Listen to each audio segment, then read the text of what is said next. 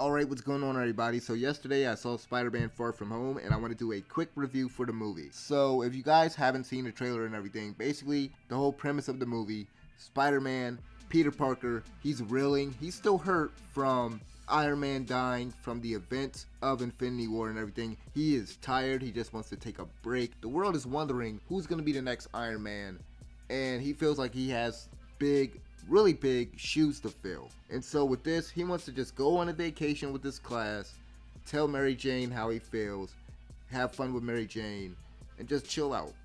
But unfortunately, y'all know that can't be the case. Now, with this movie, I got some positives, I got some negatives. I'm going to go over the positives, go over the negatives, and then put a score on this movie. So, my first positive I got here, Jake Gyllenhaal as Mysterio. I have a little issues of how they sort of brought the character forward, and I'll get into that in my cons. But overall, I thought that Jake Gyllenhaal did a great job as Mysterio. I like how they stuck with his more traditional illusions, only this time they did it in a different way. They did it through technology, which I thought brought a very interesting sort of angle to the character. And when you get to see where his motivation, when you get to see what his motivations are, you're kind of like, okay, this is a pretty cool villain. Tom Holland is still great as Spider-Man and Peter Parker, and there's times in this movie, I will say, Tom Holland and Zendaya, I believe that's how you pronounce her name, they have great chemistry and everything like that. But one thing I will say, Tom Holland, and I guess you can say the rest of the cast that are playing as the children, as the teenagers, they are really convincing. I mean, obviously these actors are like in their early 20s, but they are really good at playing teenagers. You definitely buy it. But with Tom Holland in particular as just being Peter Parker, he does a great job just showing how burdened Peter really feels by the situation that Mysterio has put him in, and with the loss of Tony Stark and just everything he's going through.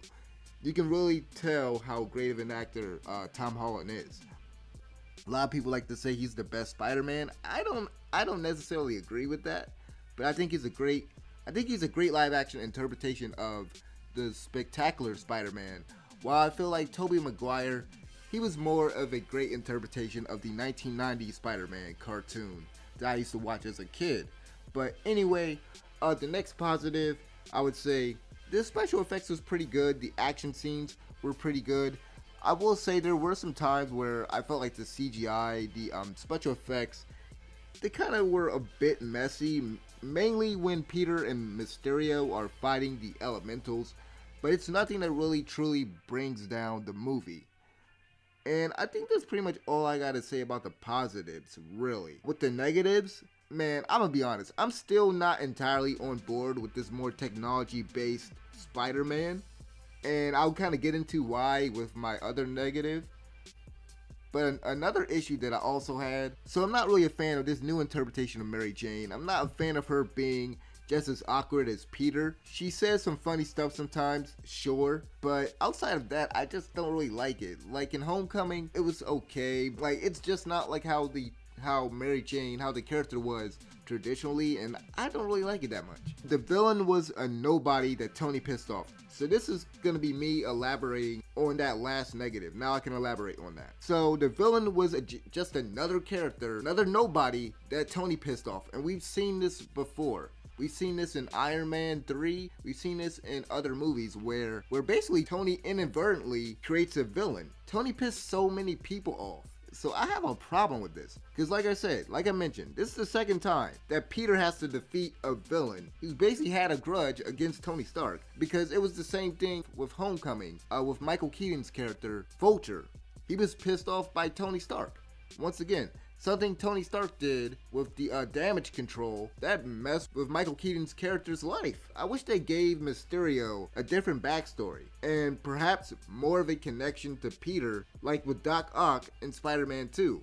To be fair, there were moments in the movie where Mysterio, his name is Quentin Beck in the movie, where Quentin Beck and Peter, they're bonding, and those are really genuine good moments, but I kind of wish that this villain was rooted in a Spider-Man movie, if that makes any sense. I don't need every character, I don't need every villain Peter faces to have some roots, to have some ties or former ties to Tony Stark. I don't need it.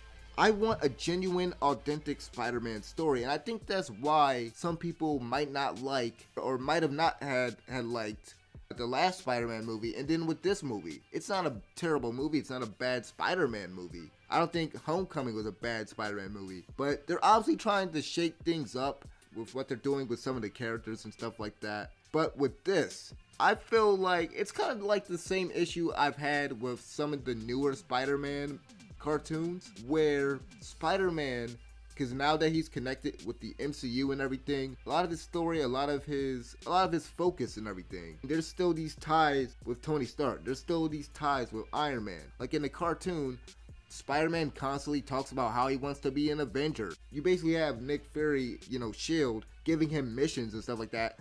And like I said, one of my issues with the cartoon, I just want an authentic Spider-Man story. I want Spider-Man dealing with Spider-Man stuff, with Peter Parker, normal stuff that we see Peter Parker deal with.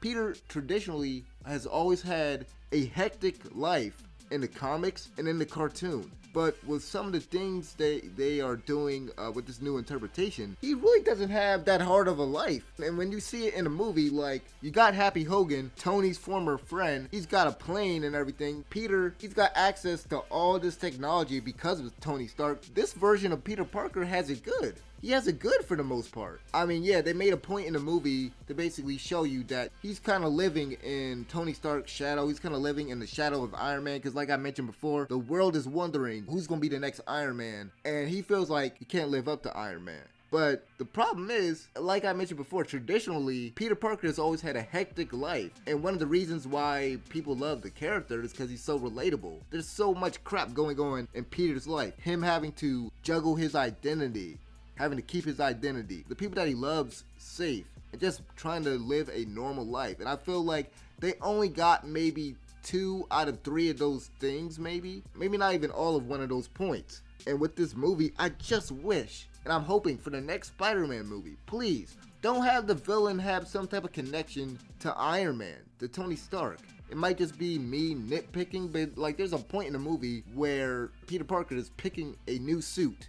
That's all I'm going to say, because I don't want to spoil anything. And he's doing stuff that Tony has done in the Iron Man movies. It feels like Iron Man Jr. It doesn't feel like an authentic Spider-Man story. Or at least parts of the movie doesn't feel authentic to the Spider-Man character. I mean, I get the fact that all of the Marvel characters and stuff, they've crossed over in the comic books, and that's how the comic books are and stuff like that. And I can appreciate that. I can appreciate the fact that we got Spider-Man in the MCU, but it's also a double-edged sword. Like I said, it goes back to my problem with the cartoons, with the recent cartoons and stuff. It's great to have him connected to all the other stuff in the MCU, but I still want an intimate Spider-Man story. That was one of my biggest negatives with this movie, and I guess with this new interpretation of Spider-Man in general. Other than that, just another quick negative. The movie wasn't as funny as Homecoming. Some of the jokes didn't land. So like, there was this really funny joke in the movie dealing with the Thanos snap, but other than that, some of the jokes just didn't land. So I don't know why JB Smoove was in this movie. A lot of his jokes didn't land. Only maybe 2 of his jokes landed, but for the most part, I don't know why JB Smoove was in this movie. Also, you gotta stay to those end credits. I'm telling you, if you are a fan of Sam Raimi Spider-Man, all I'm gonna say is they got something for you. They're definitely shaking things up with this formula, with the traditional Spider-Man formula, and it's going to be interesting, going forward, seeing what they're going to do with Spider-Man in the future. So overall, I enjoyed this movie. I didn't think it's the greatest thing in the world. I mean, I left the movie saying to myself, okay, that was okay. It was an entertaining movie. I liked the villain, but at the same time, I had a problem with how they handled his backstory. But overall, I thought it was an enjoyable time at the movies. I wouldn't say it was better than Homecoming. I'd probably give it a 7.5. Yes, I think a 7.5 is pretty good. So let me know what you guys think about Spider-Man Far From Home. Like the video, subscribe, hit the notification bell. I'll see you guys next time. This has been Fear No Hate. I'm out of here. Peace.